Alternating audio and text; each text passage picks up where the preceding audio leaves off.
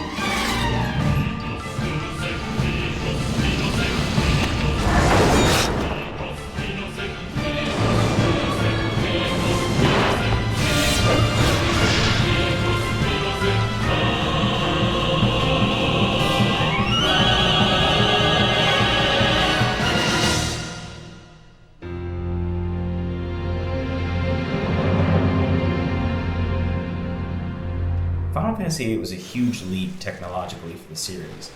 It had far more realistic and detailed textures than its predecessor. It also further developed the mixing of real-time graphics with pre-rendered animated backdrops, and it did so with great success.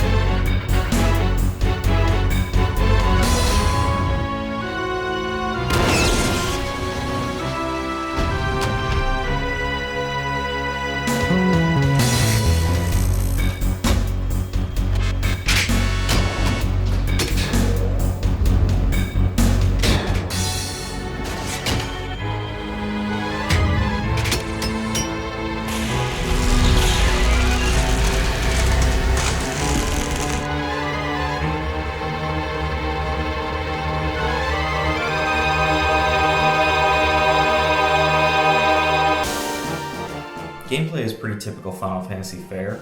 You move around from town to town, engaging in active turn-based battles using skills and magic, which I'll cover a bit more later. In this Final Fantasy, you play as a group of mercenaries for an organization called SEED.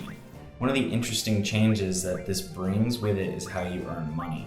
Instead of earning it from battles, you're given a SEED rank, which you can increase by taking tests. Your rank determines the amount of money you periodically are rewarded throughout the game. I can never tell if the money is given at specific times or just after so many steps or battles though. That's not the only mechanic to get an overhaul. Just about everything works a little different from the norm. For example, the limit break skills, instead of having a bar that fills like in Final Fantasy VII, now limit breaks only occur when low on health. There is kind of an exploit you can use where if you're low on health but the limit option hasn't appeared, you can keep pressing triangle until it does. But you still need to be low on health in the first place, and it does use up time in which the enemy may kill you. You also don't get weapons in the typical way either. Instead, as you adventure, enemies drop various goodies that you can use at weapon shops to upgrade your weapons. You do, however, have to first find weapon magazines scattered around the world to learn the recipes.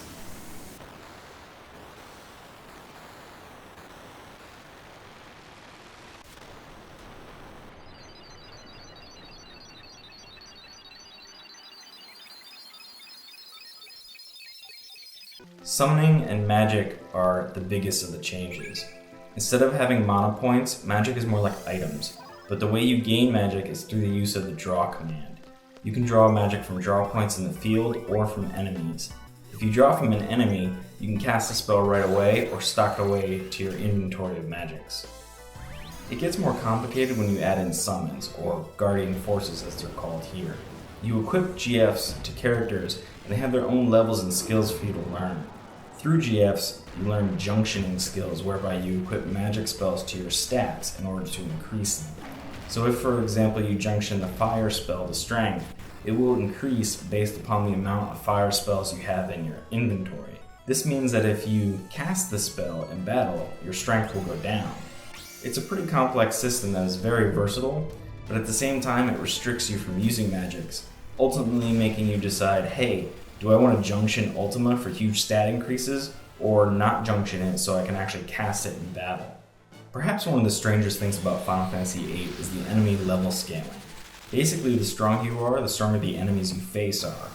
A few years back I did a low-level run through the game and found that if done correctly, the game is actually easier the lower level you are. This is entirely because the junctioning system doesn't scale to your level. So if you're level 10 and junction 100 Ultima spells to your strength stat, it increases so much that guess what? You just became able to one-shot just about everything you come across, because all of those enemies are scaled at level 10, including side bosses like Omega Weapon. On the flip side, however, if you level to 99, be prepared for some good challenges. Final Fantasy VIII was also the first introduction to the card game that was later improved upon in Final Fantasy IX and also released as a side game with Final Fantasy XI. When all is said and done, Final Fantasy VIII is a great game, but it's definitely a more mature Final Fantasy.